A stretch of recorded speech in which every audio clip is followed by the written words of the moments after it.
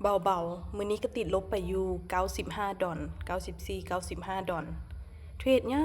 ากมื้อนี้นะมื้อนี้เป็นตลาดวันอาทิตย์เนาะตลาดวันอาทิตย์นี่โคตรจะปั่นป่วนเลยแต่ว่าโซนนี้นุชกะ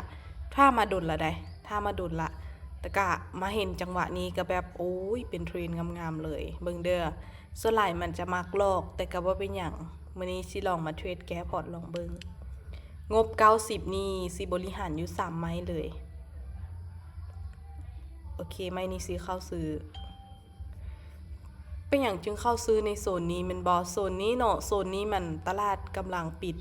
เขียวแบบต่อเนื่องเลยเห็นบ่ปิดซื้อแบบต่อเนื่องเฮากะเพียงแค่เทรดตามพฤติกรรมของตลาดไปเลยถ้าหากว่ามันบ่วินบ่หยังกะก็ต้องนิยมรับเพราะว่าตลาดมื้อนี้มันบ่งามมันขี้ลายแห้งมึงแม่ไผที่เทรดมื้อนี้นี่จะเข้าใจความรู้สึกดีเลย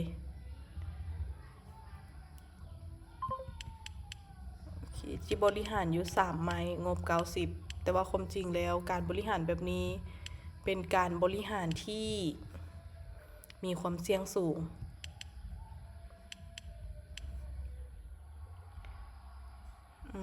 RSI อยู่ระหว่างเส้นค่าเฉลี่ยที่60ลงมามีแหงซื้อเด้งขึ้นโอเคออเดอร์นี้จะขายถ้าหากว่าออเดอร์ไม้นี้ปิดขายค่อยสิไปซื้อแต่นี่มัน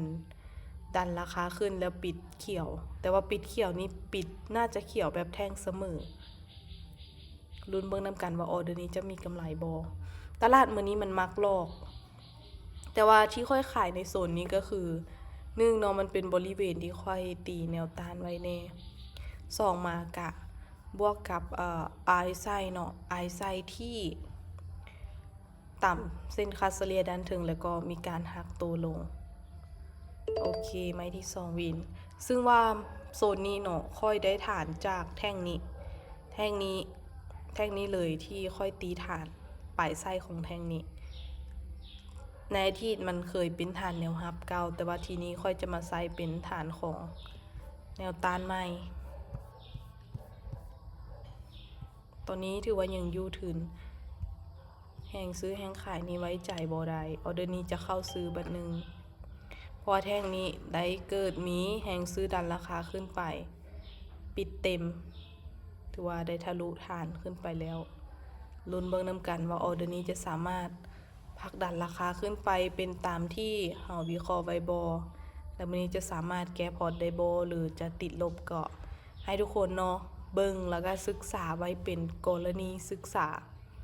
กราฟที่เทรดอยู่ปัจจุบันนี้จะเป็นกราฟของซุยก็คือกราฟน้ำมันโอเคออเดอร์ที่2วินมางามๆ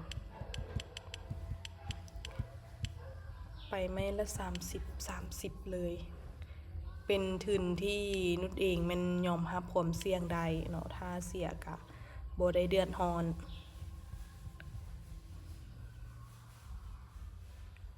แต่ก็แอบเสี่ยวอยู่ได้30 ดอลกับไม้ละ6-7 แสนละโอเคเอาเดือนนี้ตามซื้อขึ้นไปต่อ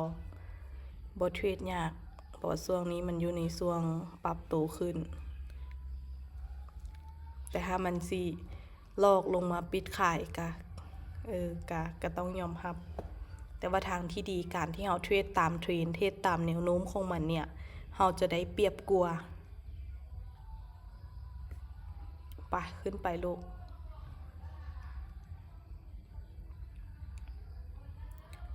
3 2 1โอเคสวยไป10 เหรียญซ้ำลื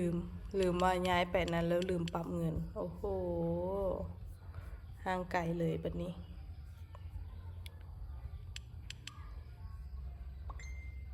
บ่คูณดีกว่าไหมนี่น่าจะไปอยู่สักประมาณ35ฟิตขายลงค่อยก็สิไปซื้อเพราะว่าอย่างแห้งขายที่เทลงมายังบ่สามารถทะลุฐานโซนนี้ที่นุชตีไว้อยู่เนาะถ้าทะลุลงมานี่อาจจะเนี่ยเป็นฝั่งขายได้แต่นี่ยังบ่สามารถทะลุและฐานโซนนี้มันก็ค่อนข้างเป็นระยะสำคัญเลยทีนี้แห้งขายลงมาปุ๊บมีแห้งซื้อดีดขึ้นปั๊บในช่วงท้ายๆ1 วิเนี่ยยิ่งคอนเฟิร์มเลยว่าออเดอร์นี้มีโอกาสที่จะขึ้นได้มีโอกาสเนาะ และก็ยาวเลยเป็นไปตามที่เฮาวิเคราะห์เลย3 2 1โอเคสวยตอนนี้คิดว่าเอายังคาดทุนอยู่22ดอลโอเคเดี๋ยวจะไปอีกออเดอร์หนึ่งออเดอร์นี้จะออเดอร์นี้แบบมันเป็นออเดอร์ที่ยากอาถรรพ์หน่อยนึงนะเพราะว่าเฮาใกล้สิฮอดเป้าแล้วมันมักจะเลอร์เนาะโอเคออเดอร์นี้ตามซื้อขึ้นไปต่ออย่าไปวันขึ้นไปก่อนโซนนี้บ่ปั่นไหนเดี๋ยวจะใช้เป็นฐานโซนถึงแล้วกันขึ้นไปได้บ่ขึ้นไปได้บ่อืดไม้สุดท้ายแล้วขอปิดกำไรงามๆให้แน่ออเดอร์นี้ขึ้นโลกเสมอ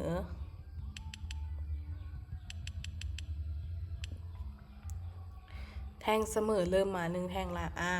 มันน่าจะติดอยู่ในโซนบริเวณโซนนี้เป็นโซนตานแน่ไส้ก็ขีดเป็นเส้นซื่อแล้วอยากว่าเริ่มจะเสมอแล้วนะตลาดในโซนนี้โอเคแห้งขายเทกลับลงมาอีกขายไหมนี่อาจจะเปลี่ยนใจลิ้นเป็นฟังเซลแทนอุ้ยดีดขึ้นซวงท้ายทรงนี้แบบค่อยนี้บ่คาดหวังเลยทรงนี้เพราะมันตีโตกลับคืนช่วงท้าย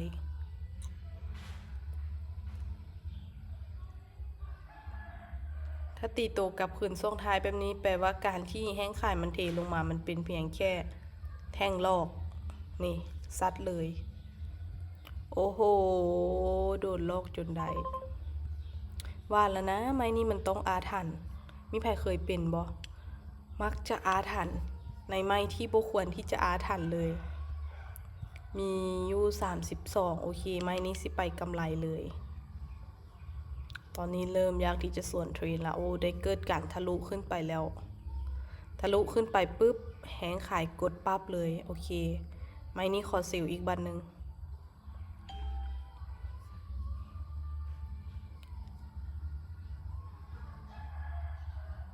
ได้อยู่ไม่นี่คิดว่าน่าจะลงมาได้อยู่เริ่มจะส่วนเทรนแล้วบันนี้ตามเทรนมาดีๆไปเสียหลักไม้เดียว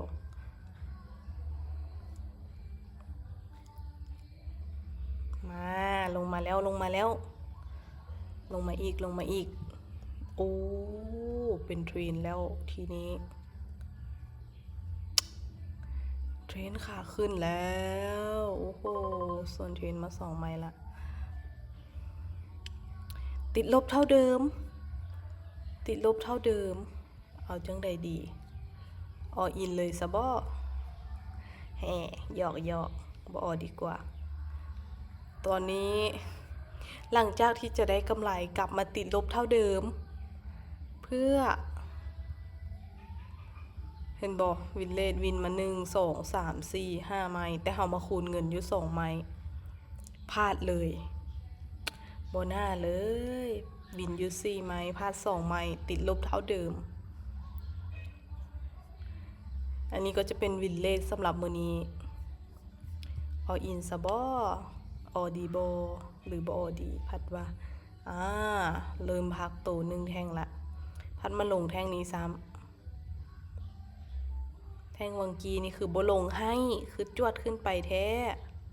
บ่น่าฮักเลยตลาดมื้อนี้การออินเป็นสิ่งที่บ่ดีอย่างที่ไฮก็ต้องบริหารให้ได้สักประมาณ3 ไม้ขึ้นไปซะโอเคจบเนาะสำหรับรอบนี้ติดลบเท่าเดิมบ่ไปต่อเลือกที่จะบ่ไปต่อเดี๋ยวรอบหน้าเข้ามาจอบเอาใหม่บ๊ายบายขอบใจทุกคนที่เบิ่งมาจบคลิปเด้อ